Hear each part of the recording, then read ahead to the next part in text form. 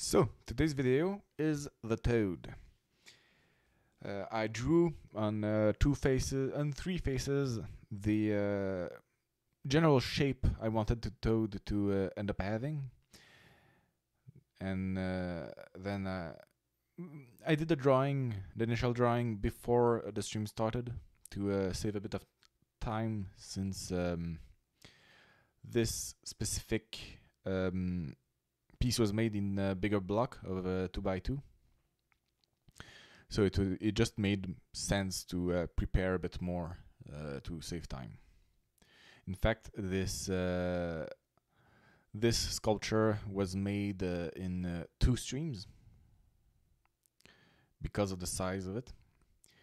I had initially wanted to do it only with knives, but at some point I noticed that a fairly large chunk of it could just be sawed off easily, so I used that as a shortcut.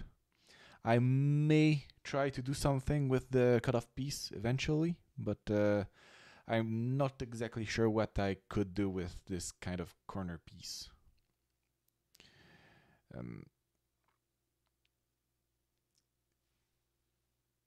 The block of wood that was used to make the toad is the part that the offshoot of the chicken's block, the leftovers of the block from the chicken.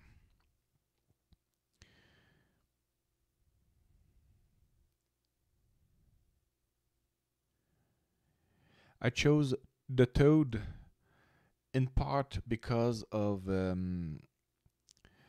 you'll see it a bit later, but of the fact that it has a lot of opportunity for detailing on the back with the warts and the toads that I was looking at on Google, at least, had a lot of color and contrast and texture. So it felt like a fun project to practice making textures on a slightly more complex surface than just the cylinder I'd made, the vine.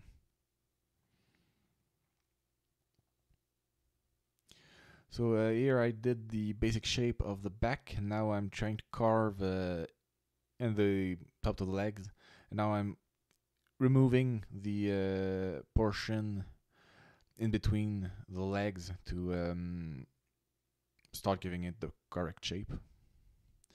I did this with the chisels instead of the knives mostly, because the chisels, one thing I've discovered while practicing, while doing these carvings, is that the chisels are really great for removing in-betweens in general.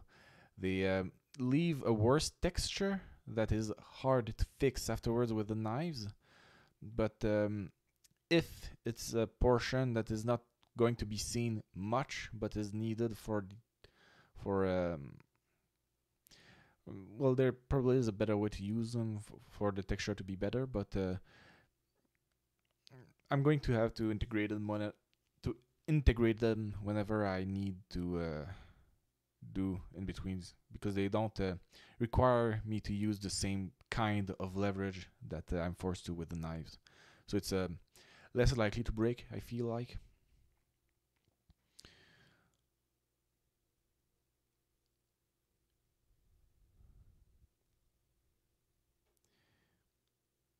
Here is when I decided that I had done enough of the shape that I didn't fear that I would lose the plot, so to speak. So I started not caring about carving over the drawings I did initially.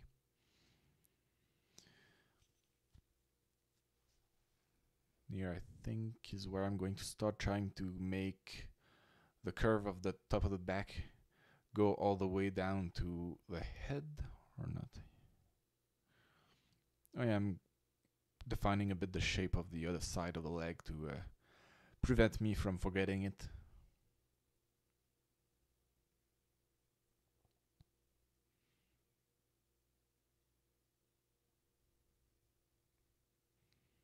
Yeah, here it is. Here I'm really going as close to the line as possible.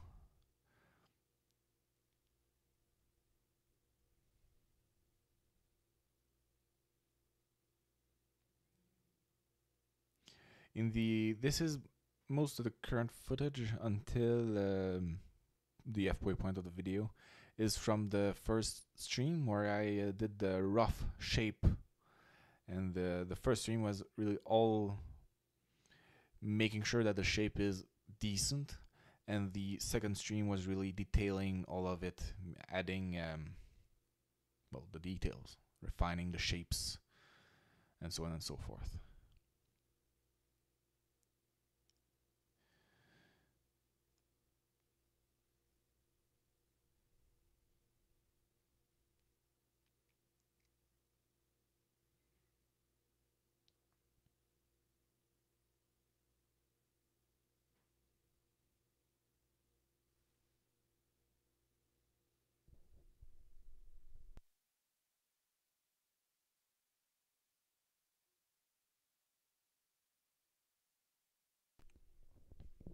Now here is I'm removing the underside of the head for the not belly but the neck part and the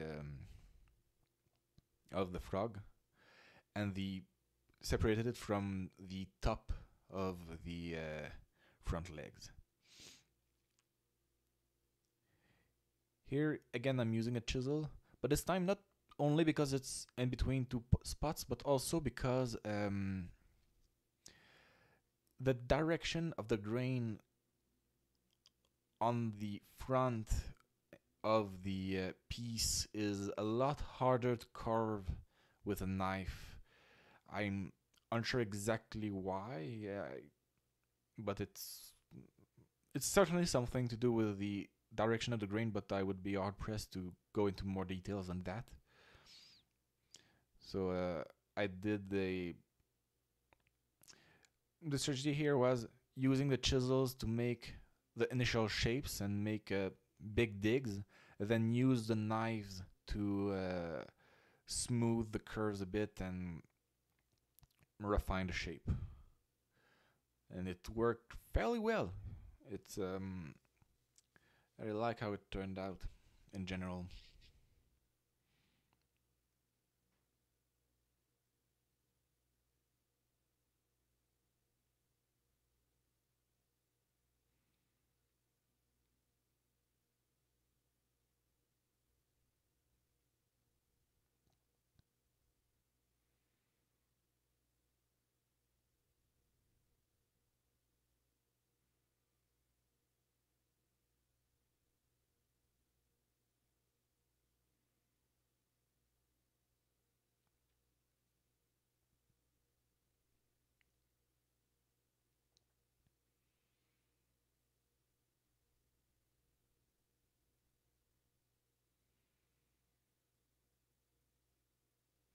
Here I'm using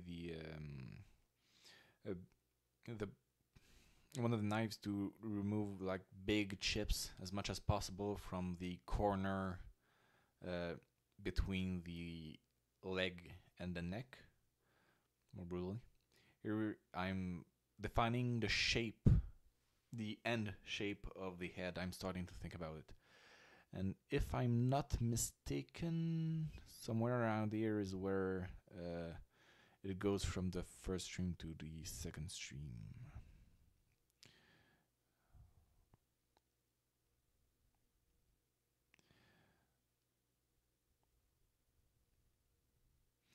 The exact place where I just switch, where the stream switches, is a bit lost in editing, so it's hard to tell, but I think it was around here. The way I did the detailing for the back with the eyes, the warts, and the shoulder things is that I went layer by layer. The first time I removed only the the I removed everything but the on the layer except for the eye sockets, the eye bulges.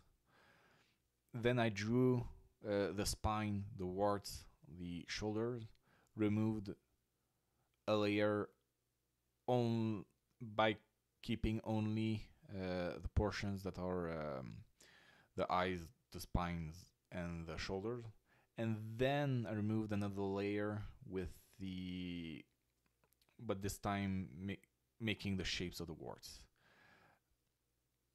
It's going to be clearer once those points are passed, but I wanted to explain the process fully before we saw it. Here I'm removing the bottom a bit to just to have that height, so that the feet are used as feet and not just the whole body is touching the ground. That just feels better.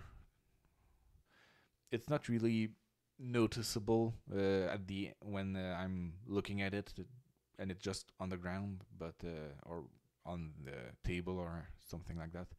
But it feels better. It feels more complete that way. So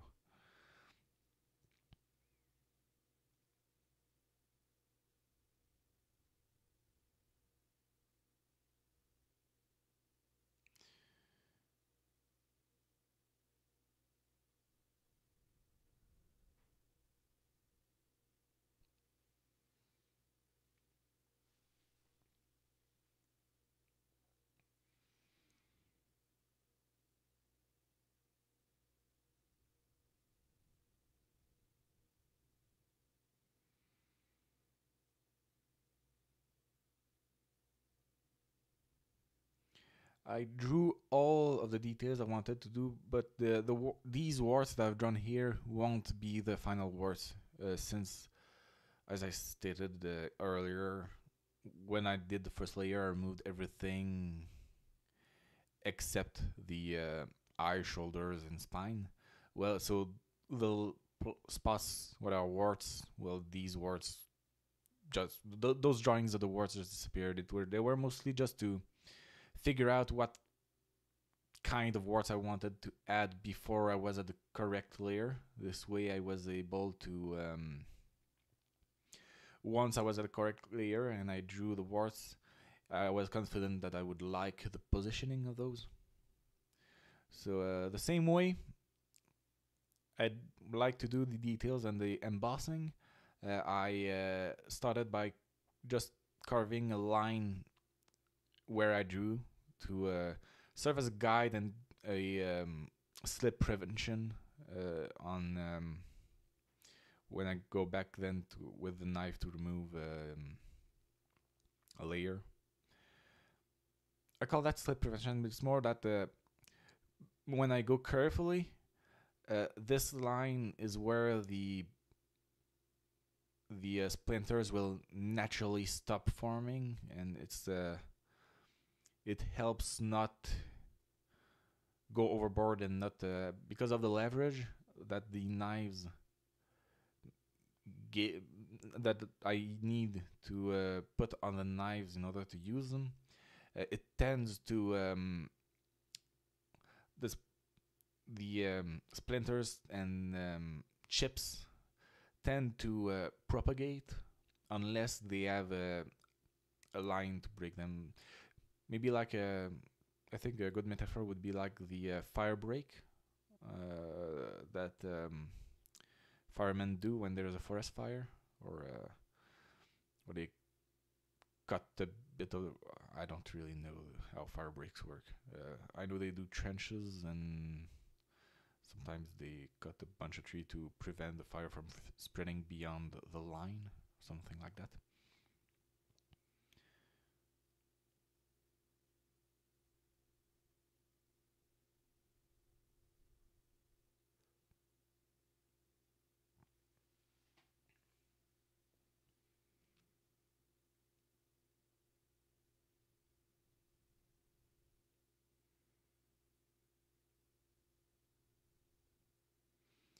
I really like how I made the back work because doing it in 3 steps like this, uh, the eyes first, the spine and shoulder pads second, and the warts third, it makes it so that there's like multiple depths, multiple steps to the detailing. There's the different portions of details are not at the same height. It gives the It's not that noticeable, but I really like the multiple levels of depth. It it's really fun to look at, I think.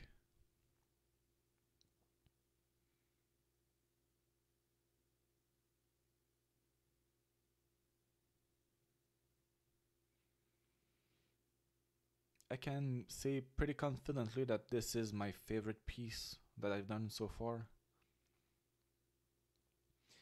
It it is the most detailed one, and by far, and the one that I managed to bring the closest to the initial idea I had when I thought of when I set out to make to carve a toad. So I couldn't be happier. I mean, sure there are some things that didn't go quite as I would have hoped, but that I knew from the get go that would be unrealistic. I had managed my expectations fairly well. For example, the feet of and legs of toes are really complex. They bend over themselves. They go back around. They're really complicated, and I ended up. I thought I would do channels a bit to suggest the bends and many shapes the legs have, but I ended up leaving them fairly simplified. Same with the hands. I made more claws than the long fingers that toads have. The long.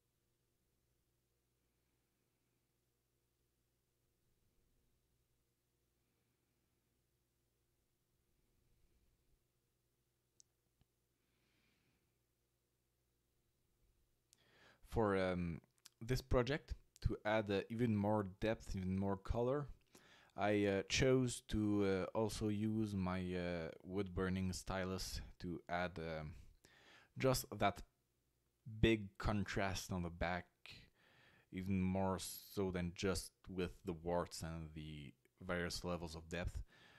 Adding that pop of color would really changes the look of the whole thing, makes it really stand out. So here I've done the mouth. While I'm doing these shapes, the wood burning stylus is heating up on the side of the desk. So it's ready when I'm done.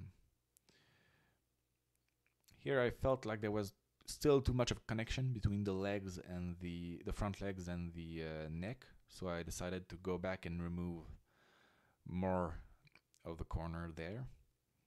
And this also allowed for a slightly better shape to start making the fingers of the toad.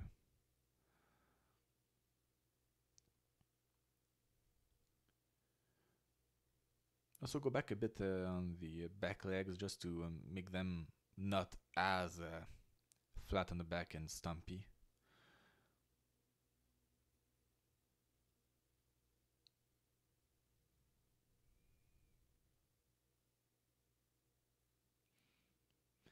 For the fingers, I went with a different technique than usual.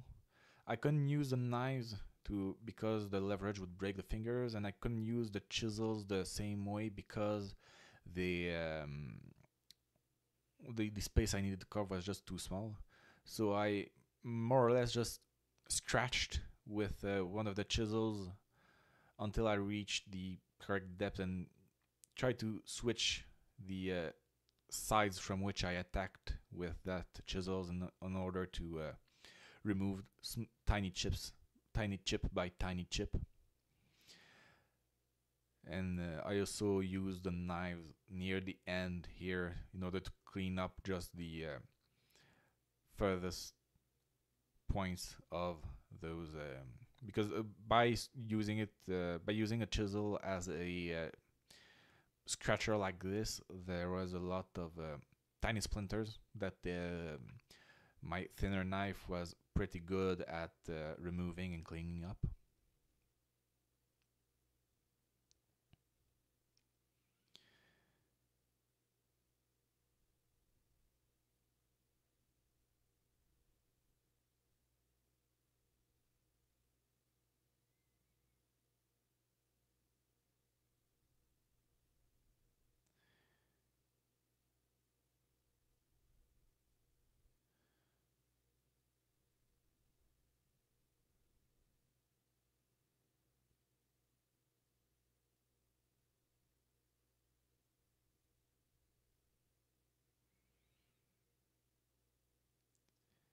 And now it's just a matter of marking the spots where I want to burn.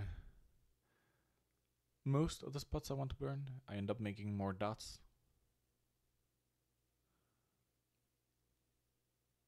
Mark the nostrils, the eyes. A good stare.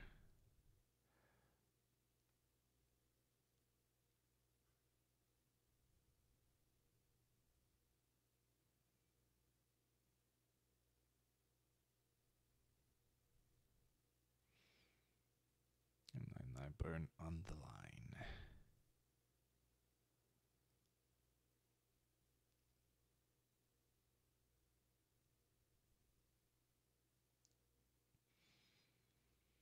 The lines were made more or less randomly, avoiding as much as possible the warts.